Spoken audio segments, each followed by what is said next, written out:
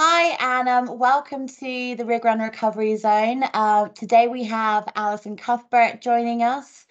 Alison has over 10 years working with CBT and is an accredited professional. Today, Alison's going to have a chat with us about anxiety and depression. Alison, lovely to have you here. Great to be here. Thank you for asking me. Depression and anxiety, surprisingly common in the UK. 8 in 100 people suffer from depression and anxiety at any one time. They say women are twice as likely to be diagnosed, but my thoughts are that probably men are less likely to seek help and talk about it. There still, unfortunately, exists that sort of man up stigma, So, we still have a problem with men reaching out for support when they are feeling low. It's a really common mental health problem, depression. So common, it's been called the common cold of psychiatry. Yeah. So I suppose, how do we know when we're depressed? What are the signs, symptoms? Yeah. So in CBT, we use diagnostic criteria, and people must present with certain symptoms for a minimum of 2 weeks at any one time, okay, consecutively. Those presenting with depression can report a number of symptoms. Overall, there is a sort of feeling of low mood, and this can be one that we feel ourselves, and also others can notice of us. Yeah. There is what we call something, it's called anhedonia, which is a complete loss of interest or pleasure in all activities, just a real physical and mental sort of disconnect, not interested. Our weight can fluctuate, we can lose, gain, appetite fluctuates, and so on. Sleep can be disturbed, we can feel tired, fatigued, low in energy. And then we get on to kind of more of the mental presentation, where we can feel just a real sense of hopelessness, of worthlessness.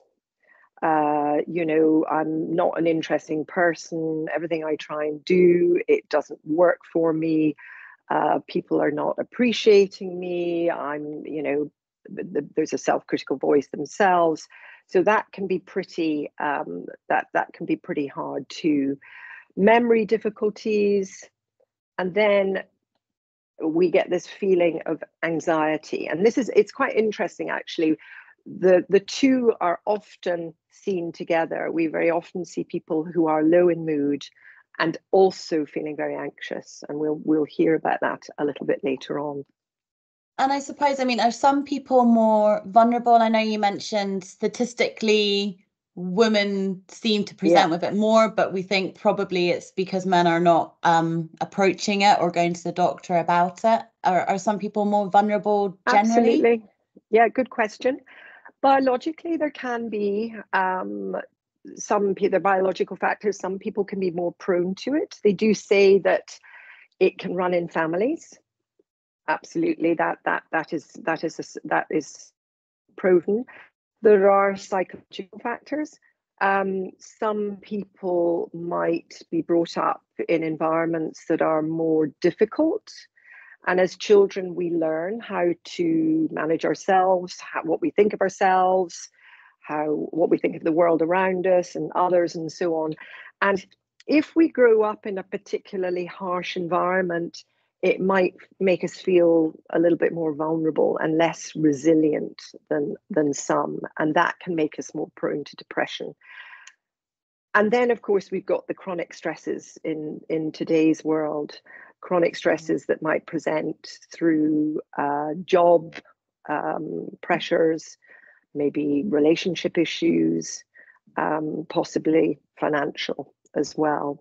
I think we underestimate just how much pressure we are under in the world that we live in.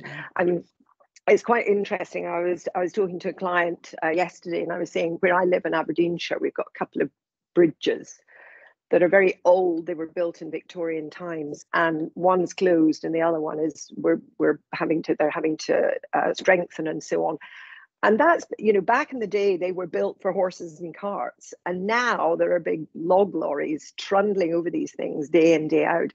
And it's a bit like us, I think when man evolved, yes, there were, dangers and pressures, but not in the way that they are constant in today's world. We are constantly surrounded by all sorts of pressures from, being constantly 24/7 online if you wanted to be, and so on. You know what I mean? It's a different world. It really is a different world. So I suppose, I mean, if you are feeling depressed, anxious, I mean, what are some tools, some ways that we can try and help ourselves feel better? Okay, good. Again, another good question. What we find with people who are low in mood is that they tend to reduce their activity. So they can become quite withdrawn. They're not feeling good about themselves, so they do less. They do less that they enjoy, they do less that gives them any sense of achievement, motivation, and we get this sort of vicious cycle building. One of the things that we do in CBT with people who present with low mood is start by giving them what we call an activity diary, and they keep this for a week, and in that week, we see exactly what they are doing. We see exactly what they're doing to see if they're doing too much of something, too little of something, and so on. What it usually shows us is that people are doing much less of the things that they enjoy, and we were saying, looking at the symptoms there's maybe excessive sleeping, fatigue. Oh, I'm not feeling like going out for a walk. I don't think I will. I'm not feeling like getting in contact with anybody. I don't think I will. And so this activity diary is a really important part of the diagnosis. From that, we then look at scheduling in activities very, very slowly at the start. Start small and moving up. When people are really low, sometimes people are really so low that they actually find it difficult to function. And that can be really, some people struggle to get out of bed.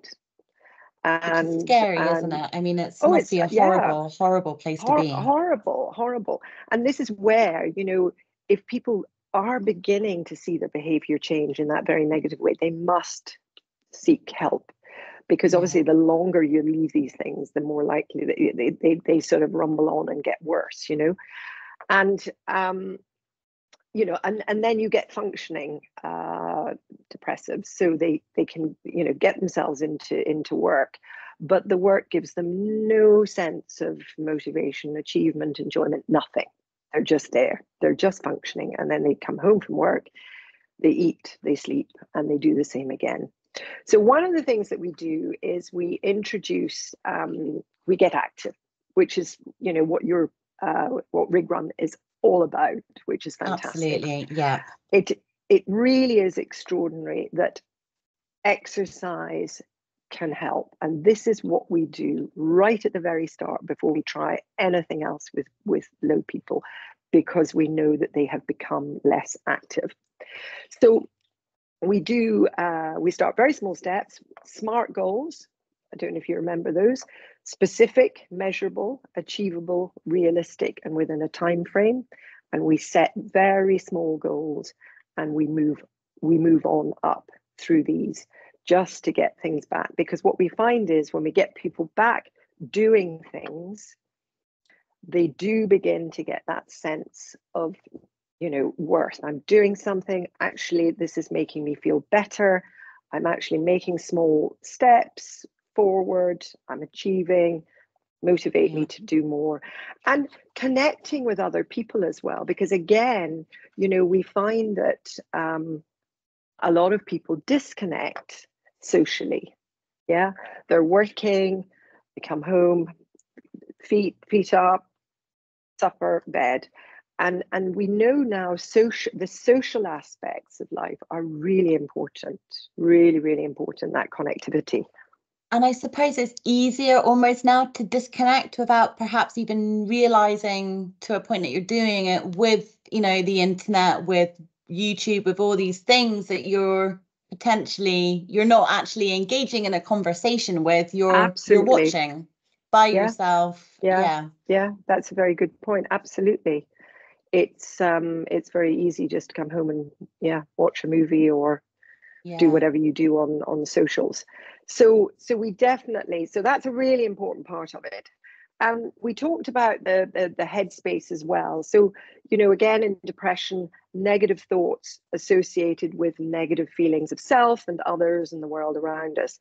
And we do find that with depressed people, they become they get sort of, if you like, negative thinking. We call them negative thinking errors.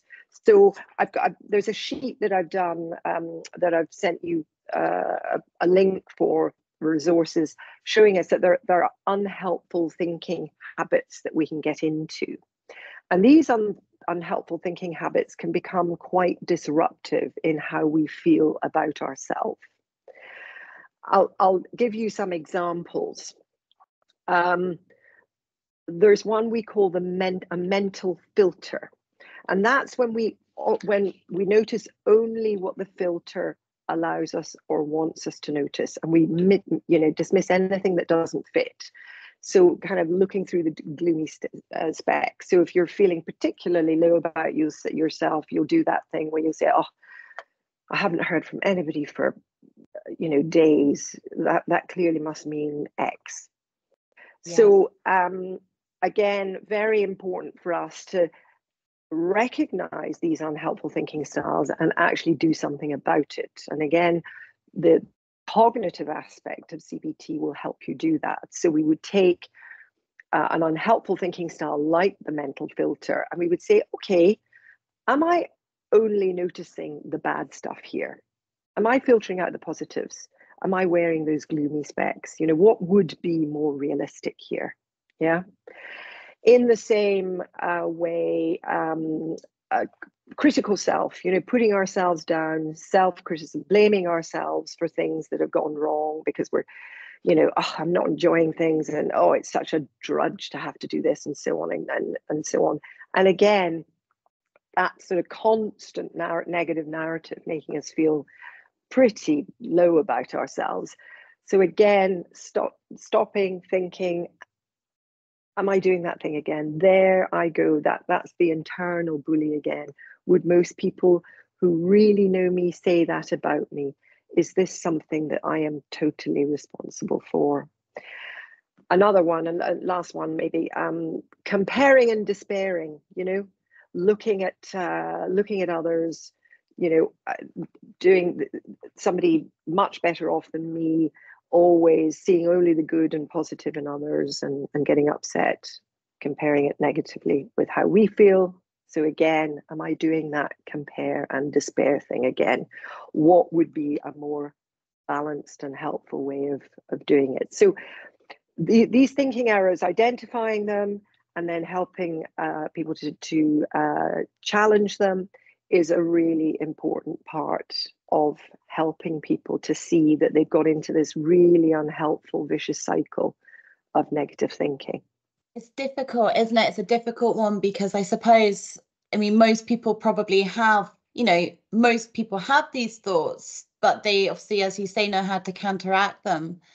So I suppose it's almost kind of retraining, your thought process and how you think about things and yourself. You are always your own worst critic, aren't you, I suppose?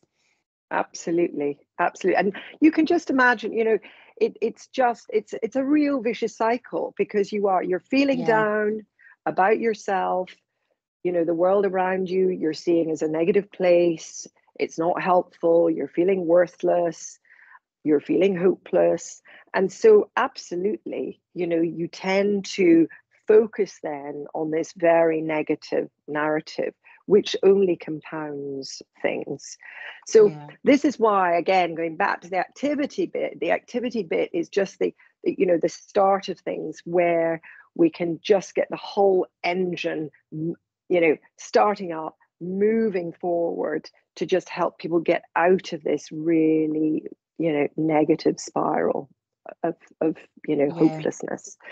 The other thing, and again, we know that Louise does her mindfulness and so on. One of the things that we can also help ourselves with depression is fighting back through distraction. And Louise's mindfulness is really helpful for this. It's fantastic, getting out of our heads and away again from this negative thinking. Now, it takes practice, but it's really fantastic when you get it right. It's really fantastic. You can also have the same sort of thing with music. Again, if you're feeling really low, what we tend to do is we tend to look introspectively, and we begin to sort of focus on, the hopelessness. So again, trying to get out of that negative mindset, we would look externally, listen. Again, this is exercise out. I mean, I was out with the dogs this morning, and the bird song at this time of year is fantastic. And even that, to listen to the bird song can make you feel good. It takes you out of this head. Nature is an incredible healer, isn't it? Just being out in nature, absolutely, has been proved to have kind of, the healing property of of increasing your brain function and mood. So going for a walk or something. Perfect. There's a little bit of our brain called the amygdala. It's about the size of a walnut, and it is the bit that produces produces serotonin, which keeps us happy.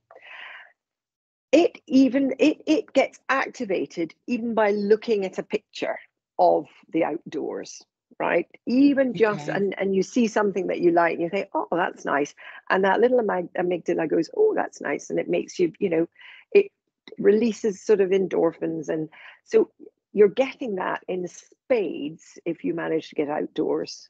Absolutely, the amygdala it ignites the senses, and it allows that little bit of the brain to go into overdrive, and it just makes us feel better. So it's a really important part of it.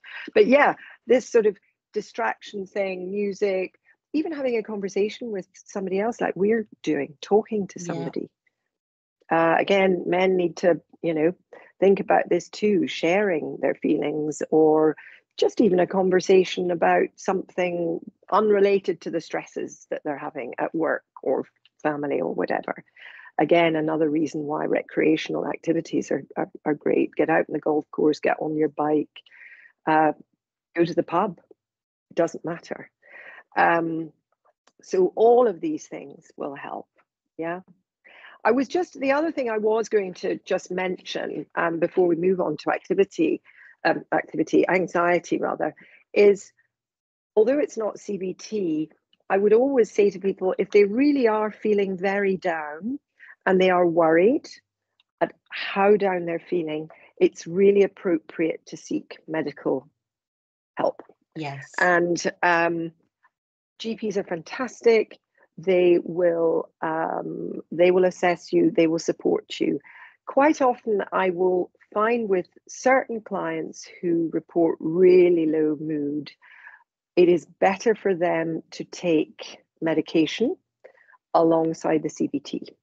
Everybody's different, Katie, so I'm not talking generically at all, but I just know that is something. So if any listeners out there are worried because they really do feel particularly low and unsafe, maybe it's really advisable for them to go and seek help from their doctor before they seek help from somebody like me. Yeah, absolutely. Thank you, Alison. Okay, so I think, shall we move on to anxiety? Yes, please do. So I suppose, again, anxiety, you said they're quite linked, anxiety and depression. I mean, what are the differences, would you say? Yeah. So the reason that they're linked, if you like. When you're constantly low in mood, it can put your body under physical stress as well as mental. And a lot of the depressive thinking can actually be worries. And worries are very related to anxiety. So just a quick look at anxiety again. In the UK, over 8 million people are experiencing an anxiety disorder at any one time. So it's a lot. It's a lot of us. There are lots of different types of anxiety. Interestingly, we're gonna focus today just on general, but we have anxieties like phobias and health anxiety and social anxiety and panic and a number of different ones. But this general anxiety is symptomatic of people worrying about all sorts of different things. Okay, so they might be worrying about getting off the rig, will the heli arrive on time? The weather's not looking great. Worrying about when they get offshore, what's everybody going to be looking for from them? Is it going to be a busy time? Is it not? Worrying about, I don't know, holiday plans, worrying about health, a whole bunch of stuff, okay? But we recognize that the underlying mental thing in all of this is this worry, okay? The symptoms are both physical and mental. So we've got this excessive worry that's consuming and can spiral out of control and really take up a lot of somebody's time, okay? They seem to constantly be focusing on the worries. The second is the physical aspects. Now, it's quite interesting. A lot of people, when they report feeling anxious, they are really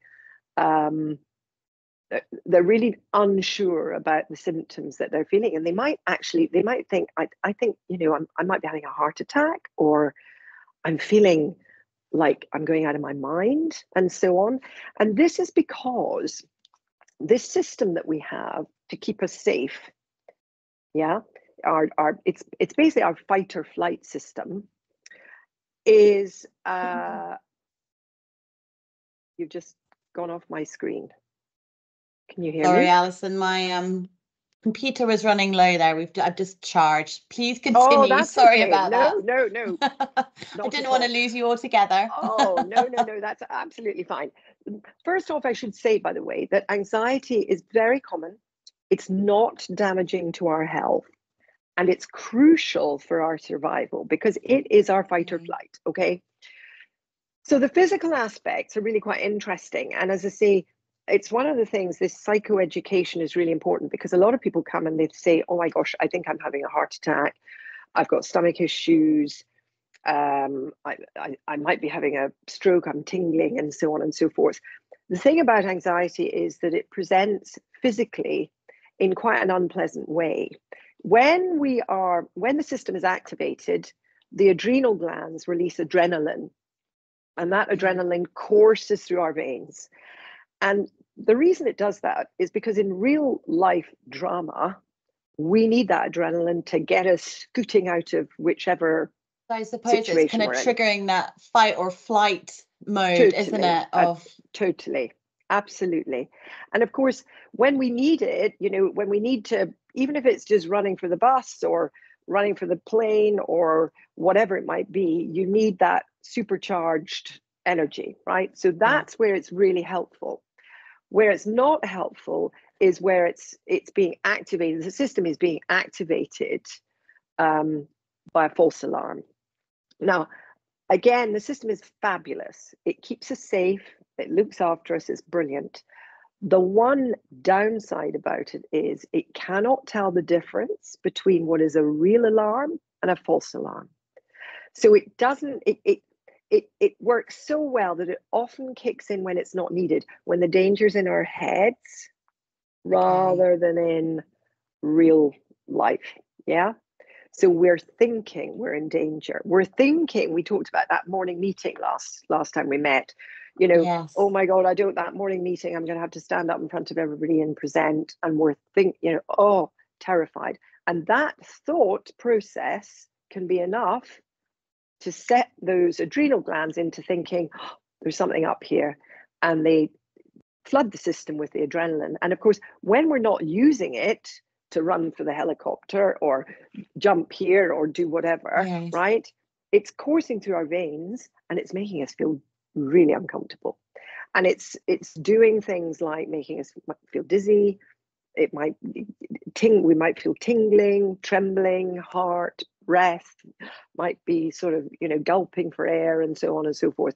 All these things, that is our anxiety system. So it's quite unpleasant when it's activated and we don't need it.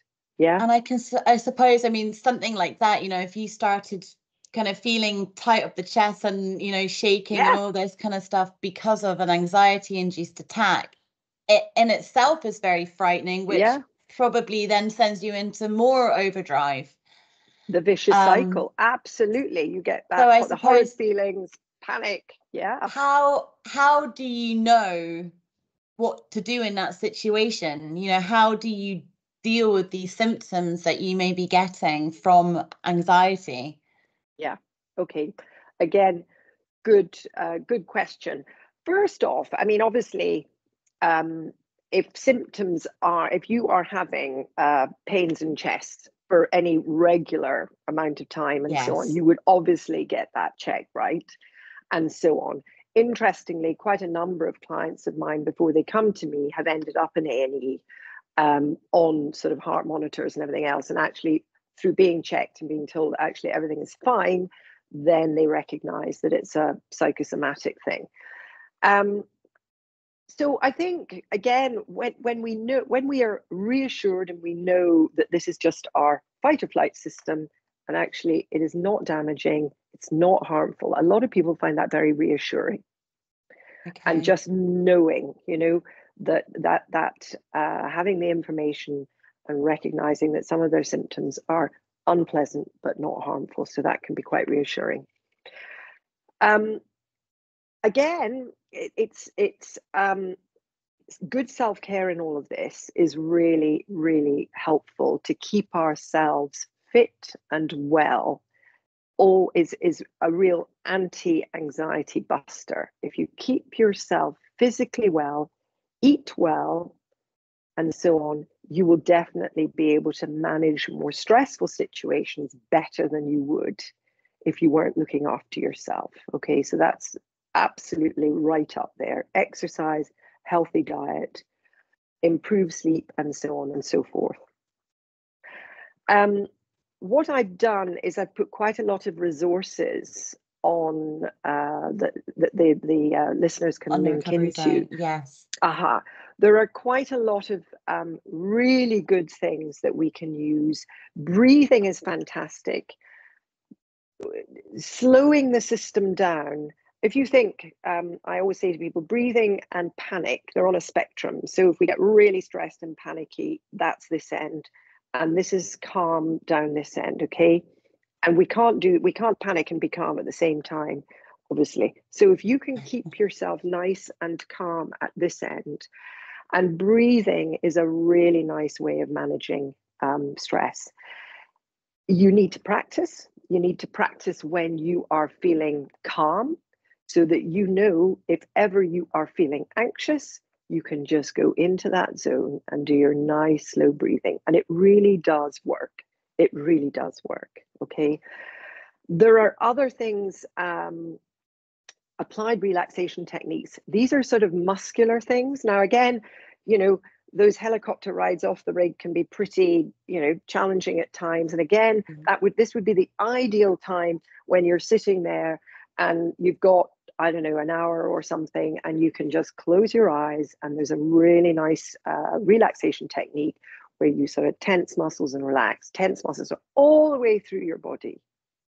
And that can be fabulous. That can make you feel really chilled. Again, as with the anxiety, with the depression, we can use distraction techniques. So again, getting out of our heads, because what we tend to do is we tend to focus on these horrible symptoms. Understandably, you would. They feel really uncomfortable. It's our alarm after all. If they weren't uncomfortable, we wouldn't pay attention, so we wouldn't be safe, right? But yeah, you tend to sort of think, oh my gosh, Is that my, am I feeling a little bit tense here? That self-focusing, unfortunately, only amplifies the symptoms. Yeah. So again, if we can get out of our heads, and you might listen to a nice podcast like this, or listen to some music, or whatever it might be that's your thing. But again, just getting out of your head and into a different mindset. Again, a little bit like the depression, recreational activities are really good. Again, being with family, being with friends, doing the things that you enjoy, and so on, that can really, really help you. When I'm working with people in session, the other thing that we obviously tackle is some of the unhelpful thinking patterns. Again, not dissimilar to the depression, which is again why we're sort of looking at them both being interlinked. But again, we might have a lot of worrisome thoughts. We know that in anxiety, it tends to be that people are worrying about future events, future things. Okay. And I would say to listeners, if they find themselves saying, what if, a lot, those are the hypothetical worries that cause the most anxiety. And the reason for that is because these worries don't exist, and they might never. And yet they are problematic in that they spiral off into all sorts of catastrophic endings. What if I don't get home on time? What if I miss the flight? Oh my gosh, then I'd miss that. And then, oh, that would happen. And then, oh God, that'll be a nightmare. And so it goes. Yeah. Yes. So it's really, so whereas interestingly, when we've got a current problem that's right here, right now, get your jacket on, get in the heli. Otherwise you get into the zone and you just get on and you do it, and you problem solve with something. You've got the morning meeting, it's in half an hour, I need to prep for it, get on with the task. I've actually put a really nice resource in for people to look at called the worry tree. And the worry tree is a really helpful, useful, very small little coping technique that you can use to identify your worries. If they're hypothetical, we have to learn to let them go. And that can be done through distraction and so on. If they are current, then you need to get on, you need to plan and get on and do it. So this sort of worry, there's, it is very symptomatic of this general anxiety presentation, and it really can be all-consuming. So it's very much a part of the work that I would do with somebody, but they can absolutely help themselves in the meantime by looking at some of our resources, trying these things out. I think I've also put up something called a thought diary, which is again where our listeners might take a worry, actually think about it. Is this worry, is this my opinion? Is it a fact? Has this happened before? Realistically, what is something that's, much more likely to happen? So that is another nice thing that people can use to help them with some of the mental aspects of anxiety. Okay, super. So yeah, all of these things will help. There's a lot to put into this absolutely. It's subject. a big topic. Yes. So I've tried to give everybody as quick a sort of synopsis of what it is that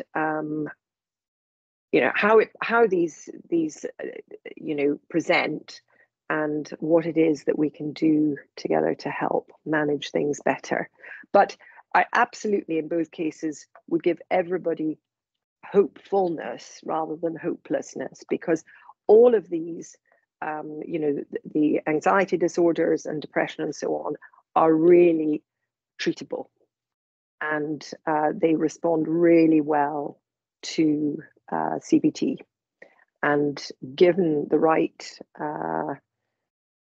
therapist, listeners will absolutely benefit from it. Super. Thank you, Alison. So I suppose, I mean, if you are feeling, depressed, anxious, first port of call, always contact your GP, go and have that initial conversation, and then, hopefully come up with a plan from there. Yes, I would think so. And a lot of the guys and girls offshore have got private health. And I think, so for example, Bupa, who I do quite a lot of work with, they actually have a sort of telephone assessment service, which is really, they've some practitioners. So again, if you have got private health, that might be easier for some of them. I don't know, but that would be, pretty accessible pretty quickly, because I know sometimes GPs the wait list can and actually might not work for timings when they're offshore. But certainly, even offshore, you can make the call to the Bupa people, have an assessment, and get started on whatever they recommend. Yeah, and I mean, certainly offshore, obviously, medic and mental health first aiders as well. First aid, yeah, there is, absolutely. there's always, somebody that's available to kind of go and speak with. Absolutely. Suppose, Alison, you've mentioned a lot of resources and stuff. So just to make sure everybody knows where everything is, it's on the Recovery Zone under Alison's profile. You'll find links to all the resources there as well.